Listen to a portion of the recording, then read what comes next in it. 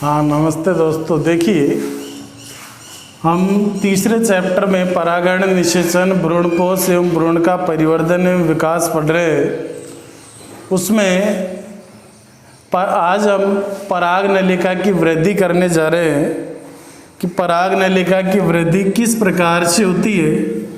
पिछले उसमें अपन ने देखा कि पराग नलिका का अंकुरण, तो पराग नलिका का जो अंकुरण होता है परागण क्रिया द्वारा होगा।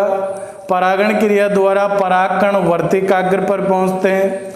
परागकण जो हैं, परागकणों में क्या होते हैं, मोम युक्त, रेजिन और शर्करा युक्त भाग होते हैं, जिससे क्या परागकण वर्तिका पर चिपक जाते हैं और ये क्या करते हैं, अंतःचोल के द्वारा अंकुरण होगा, पराग नली का विकास होगा और वो वर्तिका में प्रवेश कर जाएगी। और वर्तिका में प्रवेश करने के बाद में किस प्रकार से इसकी वृद्धि होती है, तो देखिए ये जो प्रवेश करेगी परागकण पराग नली के रूप में रसायनुवर्तन गति करते हैं। ये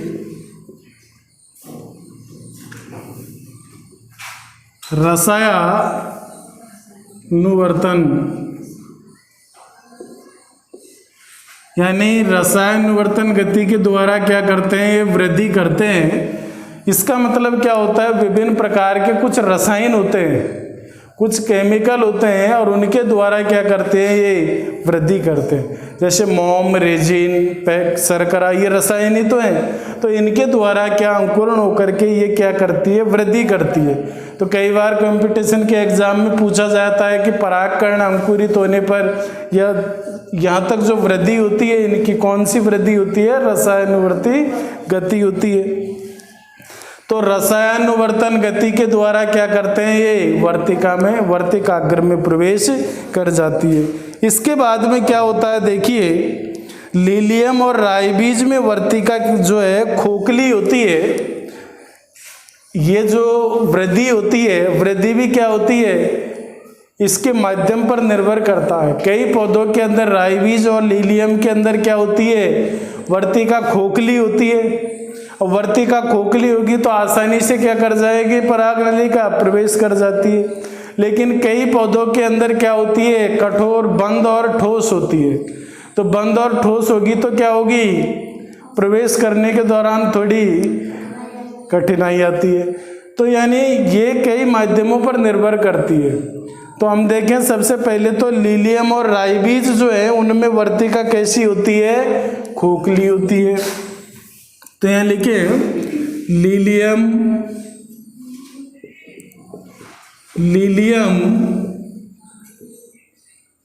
व राइबीज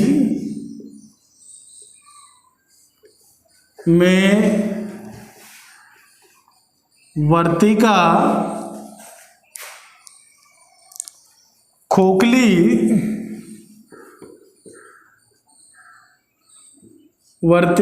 खोखली होती है, जिसमें श्लेष्मा भरा रहता है, जिसमें श्लेष्मा भरा रहता है। श्लेष्मा क्या होता है, एक चिकना पदार्थ होता है जो क्या करेगा, जो पराग नलिका है, पराग नलिका को प्रवेश में क्या करेगा, सहायता प्रदान करता है। जो हमारे पराग नलिका है, परागकण है, वो किसकी बनी होती है, पैक्टिन की बनी होती है। किसकी बनी होती है, पैक्टिन नामक जो पदार्थ है, शर्करा होती है, पैक्टिन शर्करा की बनी होती है। राइबीज और लीलियम के अंदर वर्तिका खोखली होती है, जिसमें श्लेष्मा भरा रहता है, जिससे प्रवेश करने में पराग नलिका को क्या होती है, आसानी रहती है। जबकि अन्य पौधों में, जबकि अन्य में ऐसे ही लिख लो, अन्य में यानी अन्य जो पराग नलिकाएं उनमें, जबकि अन्य में बंद व कठोर होती है, जबकि अन्य में बंद व कठोर होती है, एवं, ये अलग बिंदु बना करके लिख लेना, ओइनोथेरा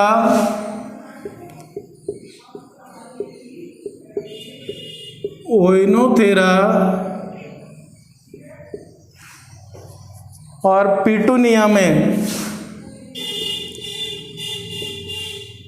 ओइनोथेरा और पिटूनिया, ओइनोथेरा और पिटूनिया में क्या होते हैं, अंतराकोशिकीय अवकाश होते हैं, खाली स्थान होते हैं, अंतराकोशिकीय अवकाश होते हैं। मान लीजिए ये पराग वर्तिका बनी हुई है, वर्तिकाग्र, तो इसमें क्या होते हैं, कहीं कहीं तो जगह होती है इस प्रकार से, मान लीजिए ये कुछ भाग है, तो ये क्या हो गए, अंतराकोशिकीय अवकाश हो गए। तो यार अंतराकोशिकीय स्थानों से पराग नली क्या कर जाती है, वृद्धि कर जाती है। में अंतराकोशिकीय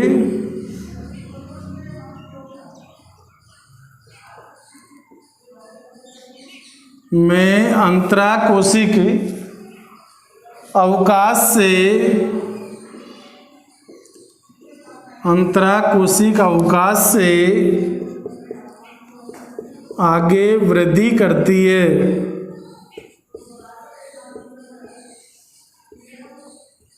आगे वृद्धि करती है। तो यानी कि देखिए लीलियम और राइवीज के अंदर तो क्या होगा, वर्तिका खोखली होती है जिसमें श्लेष्मा भरा हुआ होता है, जबकि अन्य पौधों के अंदर ये बंद और कठोर होती है। ओइनोथेरा और पिटूनिया के अंदर अंतराकोशिक अवकाश पाए जाते हैं। तो अंतराकोशिक स्थानों में जो रिक्त स्थान है, अंतराकोशिक अवकाश, उन रिक्त स्थानों से पराग नलिका क्या कर जाती है, आगे की तरफ वृद्धि कर जाती है। तो इस प्रकार से पराग नलिका की क्या होती है, वृद्धि होती है। अब इसके बाद में अगला बिंदु आता है पराग नलिका का बीजांड में प्रवेश। ये अपना बीजांड वाला भाग है। तो पराग नलिका का बीजांड में किस प्रकार से प्रवेश होता है, देखिए पराग नलिका का बीजांड में प्रवेश।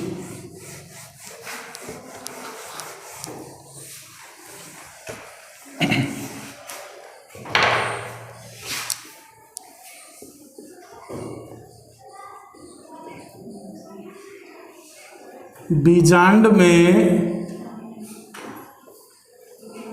प्रवेश, देखिए पराग नलिका का बीजांड में प्रवेश है वो 3 प्रकार से होता है। 3 प्रकार से।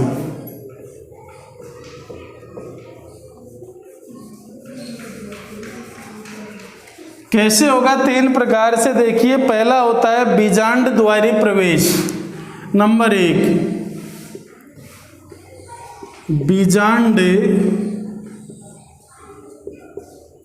बीजांड द्वारी प्रवेश।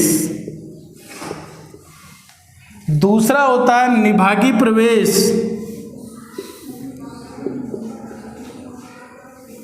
निभागी प्रवेश। और तीसरा होता है अध्यावरणी प्रवेश।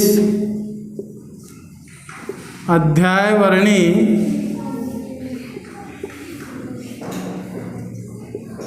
प्रवेश। जो बीजांड द्वारे प्रवेश है वो अधिकांश पादपों के अंदर होता है, यानी अधिकांश पादपों में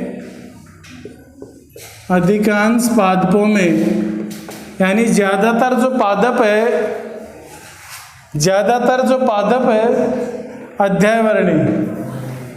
अध्यावरणी प्रवेश,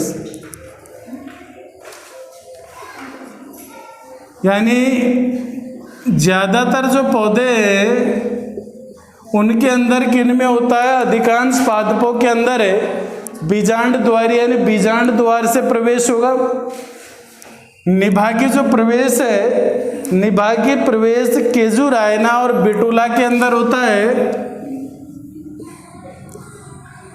केजुरायना और बिटुला, केजुरायना और बिटुला के अंदर निभाग के द्वारा प्रवेश होगा पराग नलिका का। और कुकुरबिटा और प्रोपुलस, कुकुरबिटा और प्रोपुलस, इनमें किससे होगा? अध्यायवरण से होगा। तो देखिए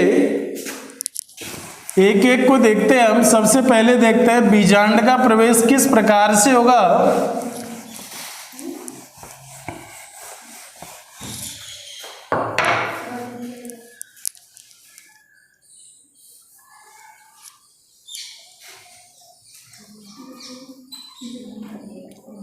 बीजांड की संरचना बनाएं सबसे पहले।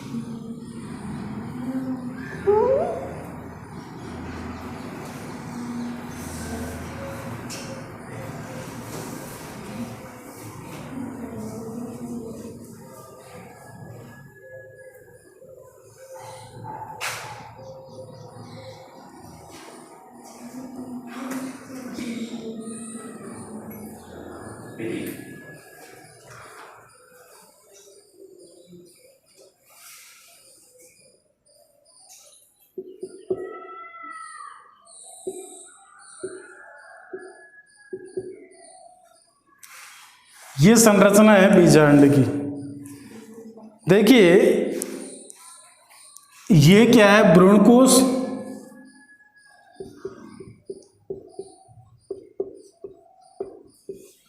अब भ्रूणकोश के अंदर किस प्रकार से ये भाग अपना परागनलिका का, इधर से आएगी परागनलिका, यहां से, ठीक है ना। अब देखिए 3 प्रकार है। कौन कौन सा है? पहला बीजांड द्वारी प्रवेश। ध्यान देना एक बार इधर। बीजांड द्वारी प्रवेश में क्या होगा? परागनलिका है वो कहां से प्रवेश करेगी? बीजांड द्वार से। बीजांड द्वार कहाँ है? ये भाग, ये क्या है? बीजांड द्वार। ये भाग क्या है? अध्यावरण, अध्यावरण। और ये भाग क्या है? निभाग। ये क्या है? निभाग। यही भाग है। देखिए अब यानी जो बीजांड पराग नलिका है यहां से प्रवेश करेगी, इस स्थान से। ये मान लीजिए पराग नलिका है और पराग नलिका यहां से प्रवेश कर रही है, इस स्थान से। ये पराग नलिका है और यहां से प्रवेश कर रही है। आएगी कहाँ? अंडकोशिका के पास में। प्रवेश चाहे कहीं से भी हो, हमने देखा कि अधिकांश पौधों में कहाँ आएगी? बीजांड के पास में आएगी। अधिकांश पौधों में, पादपों के अंदर यही होता है। जहां भी युग्मन होगा, जब हम निषेचन पढ़ते हैं, संयुग्मन होगा तो अंडकोशिका में आके प्रवेश करेगी। तो सबसे पहला कि जो बीजांड द्वार से प्रवेश करेगी उसमें क्या होगा? बीजांड द्वारी प्रवेश होगा, परागनलिका का पहला। और अधिकांश पादपों के अंदर हम यही पढ़ते हैं। देखिए दूसरा निभाग, यहां से आएगी परागनलिका। इसी चित्र में बना दे, ठीक है ना, आप अलग बना लेना बाद में। यहां से देखिए ये परागनलिका आ रही है और परागनलिका आकर के यहां प्रवेश करेगी। ये परागनलिका कहां से प्रवेश किया? निभाग से प्रवेश किया। और निभाग से प्रवेश करके फिर भ्रूणकोश के पास में आ रही है। तो ये कौन सा हो गया? निभागी प्रवेश हो गया, जो किसमें होगा? केजुरायना और बिटोला के अंदर देखने को मिलता है। यानी निभाग के द्वारा जो प्रवेश होगा परागनलिका का, परागनलिका यहां से प्रवेश कर रही है और यहाँ से प्रवेश करके फिर अंड कोशिका के पास में आ रही है, तो इसको क्या कहेंगे? निभागी प्रवेश।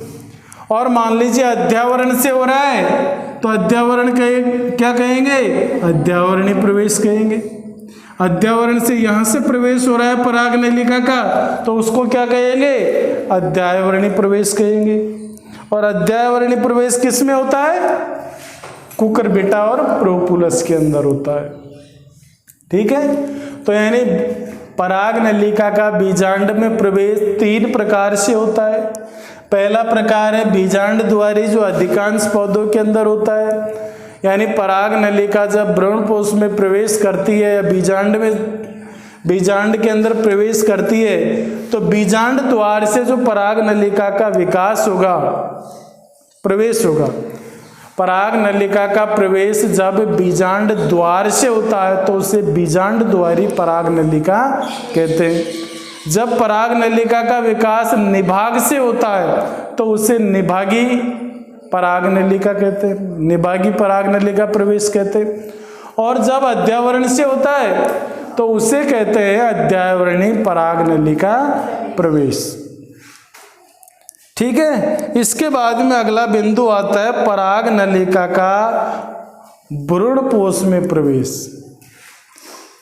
पराग नलिका का भ्रूणकोश में प्रवेश। अभी भ्रूणकोश में प्रवेश होगा। पराग नलिका का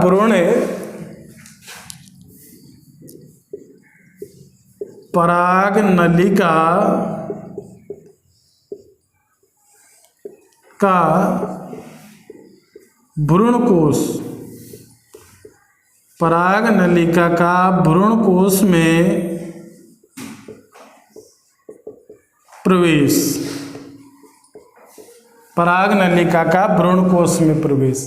ये भ्रूणकोश है, ये क्या है? भ्रूणकोश। देखिए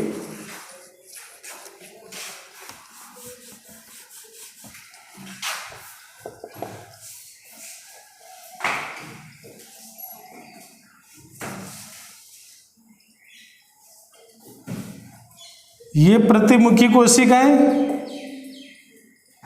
ये कौन सी?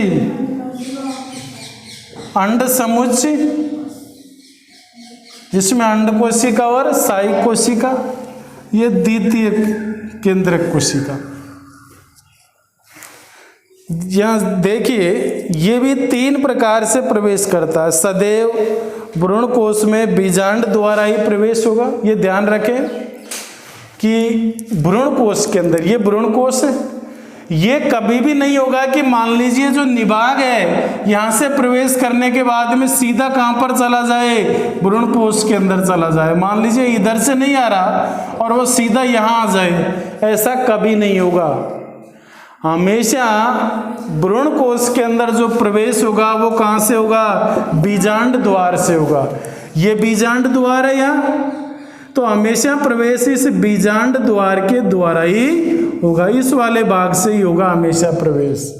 ये ध्यान रखना, चाहे वो निभाग करे, अध्यावरण करे या कोई दूसरा भाग करे, हमेशा प्रवेश कहाँ करके होगा? बीजांड द्वार में ही होगा। तो एक बात ध्यान रखना इसमें पराग नलिका के विकास में, यानी हमेशा या सदैव पराग नलिका या सदैव भ्रूणकोश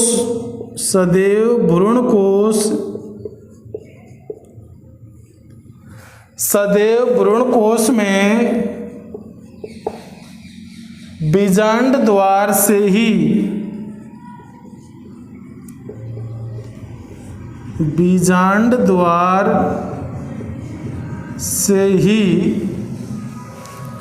प्रवेश होता है या प्रवेश करती है। सदैव कहाँ से प्रवेश करेगी? बीजांड द्वार से। ये 3 प्रकार से होता है, ये 3 प्रकार से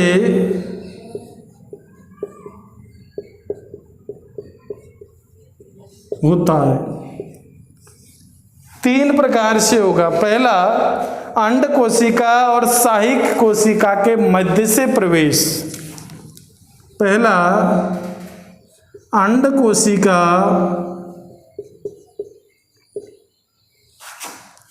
व साहिक कोशिका के मध्य से, अंड कोशिका और साहिक कोशिका के मध्य से प्रवेश करती है।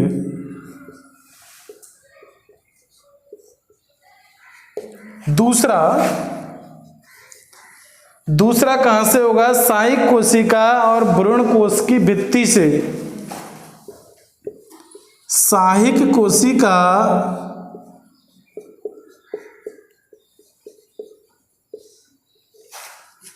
और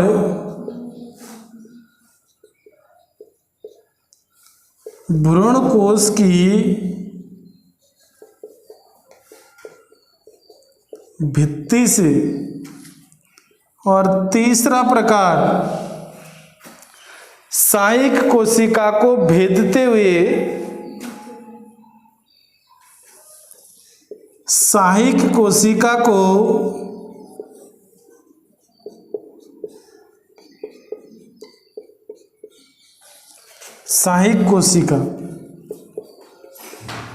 साहिक कोशिका को भेदते हुए, देखिए साहिक कोशिका दो होती है, तो किसी भी एक कोशिका से, किसी भी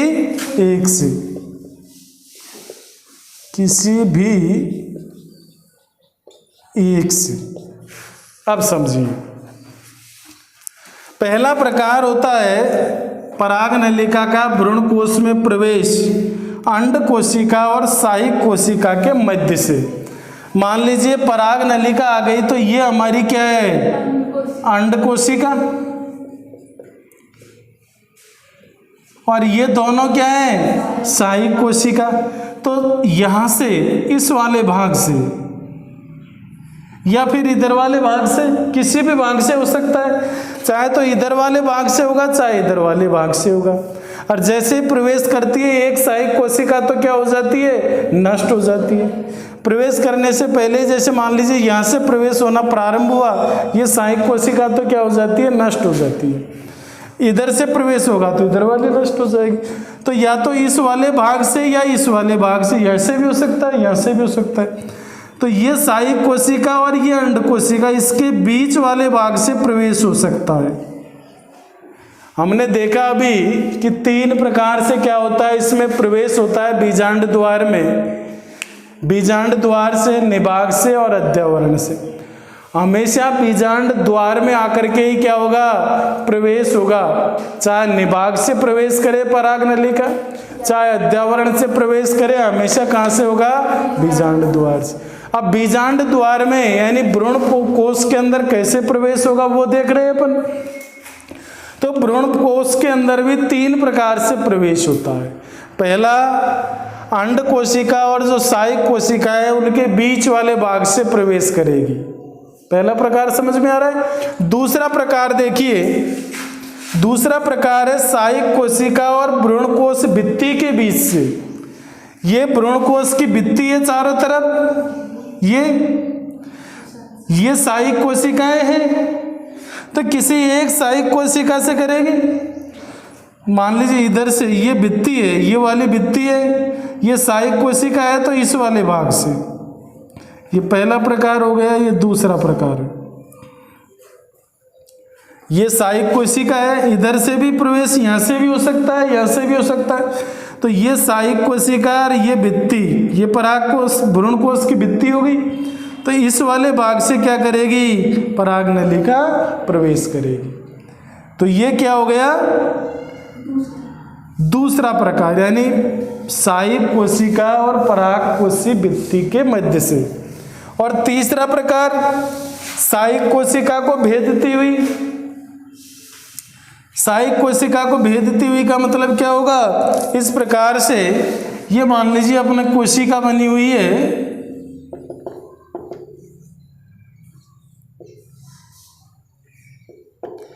यहां से मध्य वाले भाग से।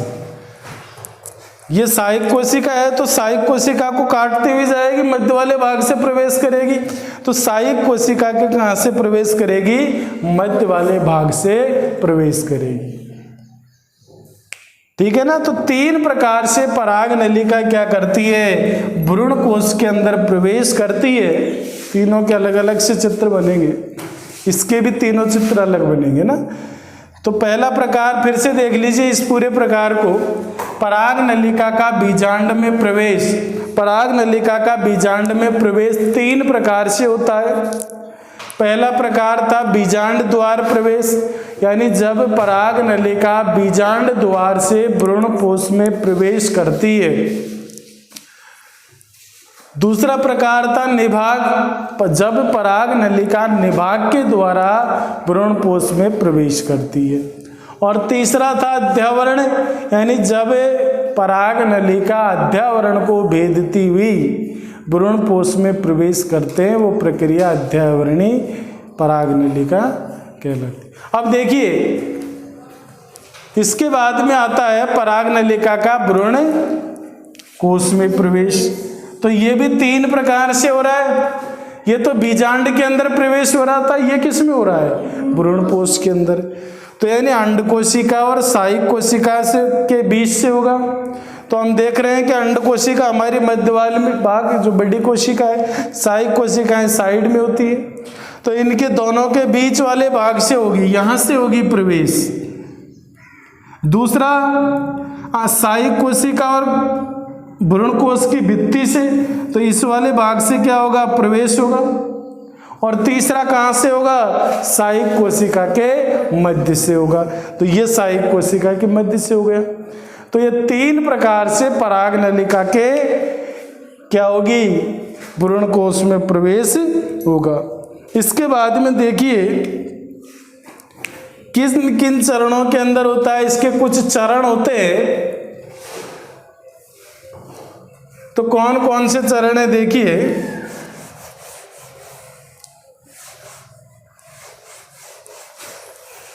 पहला चरण है इसका, पहला चरण 2 सहायक कोशिकाओं में से 2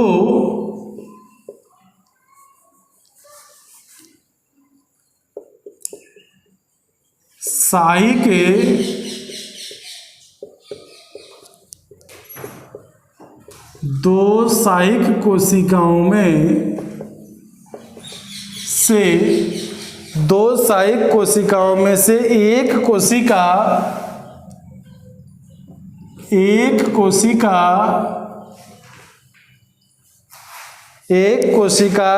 पराग नली के भ्रूण, एक कोशिका पराग नली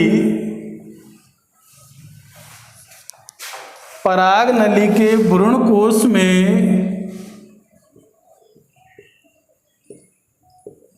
पराग नली के भ्रूण कोश में प्रवेश से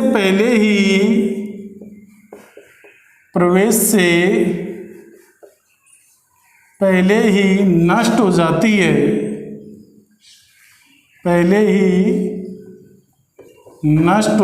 है, यानी पराग नलिका का भ्रूण कोश में प्रवेश, उसके निम्न चरण है। ये निम्न क्या है? चरण। किसके? पराग नलिका का भ्रूण कोश में प्रवेश के चरण।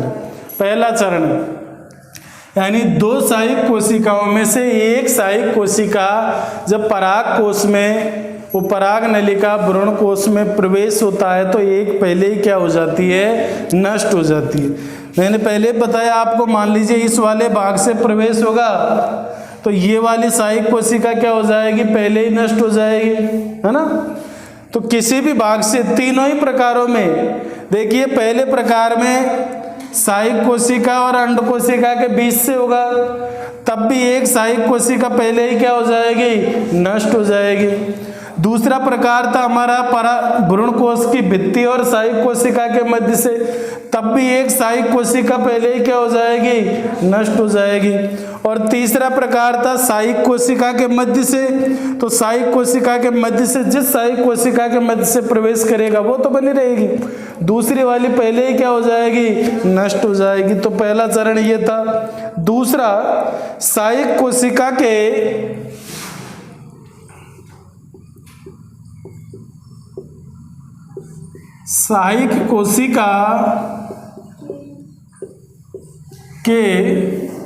कोशिका द्रव्य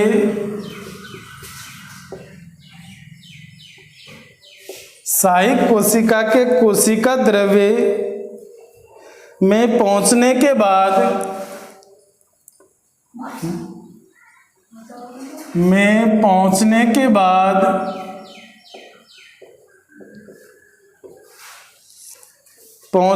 बाद पराग नलिका के शीर्ष में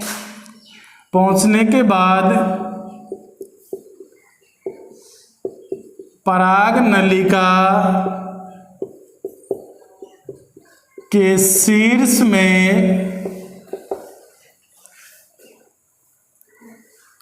छिद्र उत्पन्न होते हैं।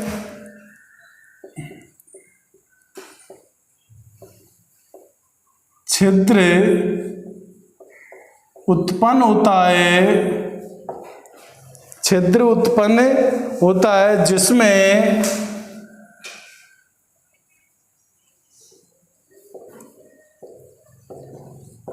जिसमें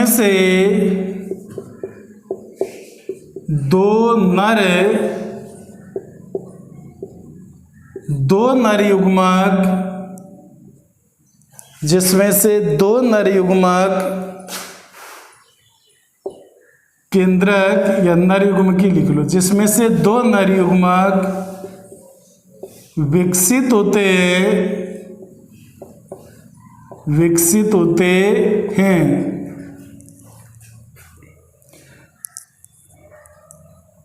देखिए ध्यान दें, मैंने जब ये पाठ शुरू किया था उस समय अभी आज ही बताया था कि दो द्वितीयक निषेचन और त्रिशल्यन वाली बात बताई थी।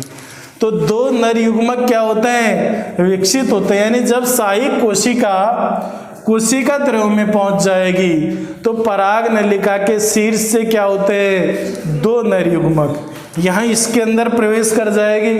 प्रवेश करने के बाद में क्या होंगे, इसमें ये क्या होता है, कोशिका द्रव्य होता है।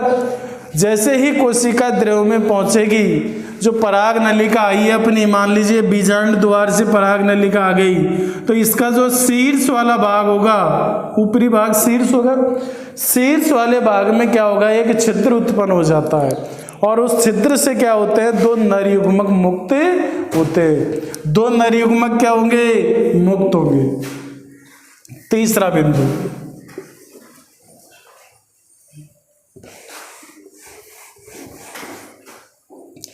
इसमें से एक नर युग्मक, देखिए एक बार मैंने पहले बताया, इसमें से एक नर युग्मक तो किस में प्रवेश करेगा, अंड कोशिका में प्रवेश करेगा, जिसे अपन क्या कहते हैं, निषेचन कहते हैं, और दूसरा द्वितीयक केंद्र में प्रवेश करेगा। तो यही है तीसरा बिंदु। इसमें से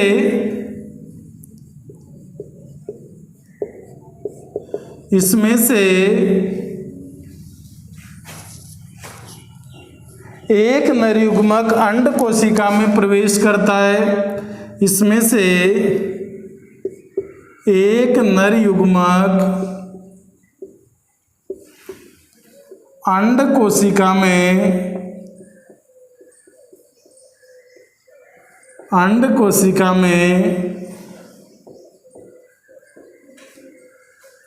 प्रवेश करता है। अंड कोशिका में प्रवेश करता है, जिसे निषेचन फर्टिलाइजेशन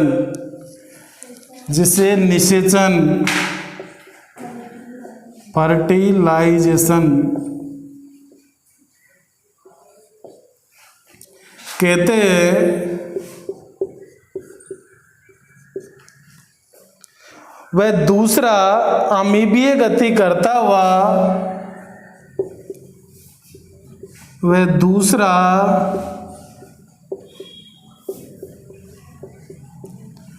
अमीबीय गति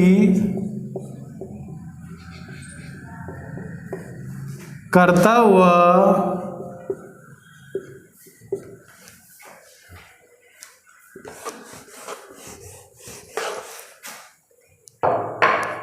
ध्रुवीय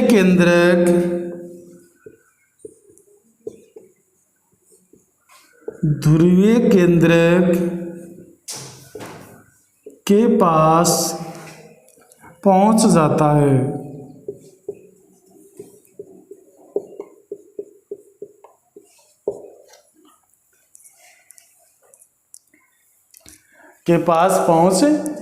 है। अब देखिए पुनः बीजांड पराग नलिका का बीजांड में प्रवेश। पराग नलिका का बीजांड में प्रवेश 3 प्रकार से होता है।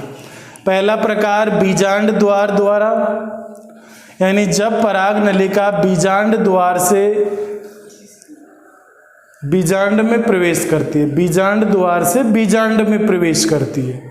दूसरा निभाग, जब पराग नलिका निभाग से बीजांड में प्रवेश करती है।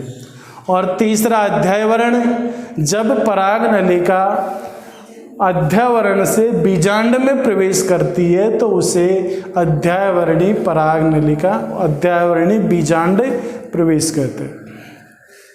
इसके बाद में पराग नलिका का भ्रूण कोश में प्रवेश, ये भी 3 प्रकार से होता है।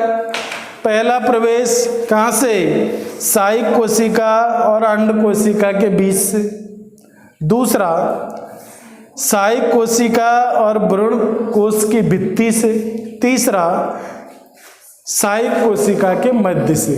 इनमें क्या होता है, हमेशा भ्रूण कोश से या हमेशा बीजांड द्वार से ही प्रवेश होगा। इसके बाद में इसके कुछ क्या है चरण है। तो पहला चरण क्या है कि 2 सहायक कोशिकाओं में से एक सहायक कोशिका जैसे ही पराग नली भ्रूण कोश में प्रवेश करेगी नष्ट हो जाएगी। ठीक। दूसरा चरण सहायक कोशिकाओं का कोशिका द्रव में पहुंचने के बाद में पराग नलिका के शीर्ष से, यानी जो पराग नलिका प्रवेश कर रही है तो पराग नलिका के शीर्ष वाले भाग से, ऊपरी भाग होगा शीर्ष वाले भाग में एक छिद्र उत्पन्न होता है और उस छिद्र से 2 नर युग्मक क्या होते हैं, मुक्त होते हैं। तीसरा, इनमें से एक नर युग्मक तो अंड कोशिका में प्रवेश करता है, जिसे क्या कहते हैं अपन, निषेचन, सत्य निषेचन, यानी सही प्रकार का जो निषेचन होता है वो यही होता है क्या, जब अंड कोशिका में प्रवेश करेगी इसमें तो उसको अपन क्या कहते हैं, सत्य निषेचन कहते हैं। और दूसरा क्या होगा, अमीबीय गति करता हुआ ध्रुवीय केंद्रक के पास में आ जाएगा। जो 2 युग्मक बने हुए हैं अपना, मान लीजिए 2n बनेंगे ना, तो 2n में से n आएंगे। एक n तो कहाँ जाएगा, अंड कोशिका के पास में, और दूसरा कहाँ जाएगा, ध्रुवीय केंद्रक के पास में आ जाएगा। ठीक है। इसके बाद में द्विनिषेचन और त्रिनिषेचन इनकी प्रक्रिया होगी, ये अगली क्लास में करेंगे।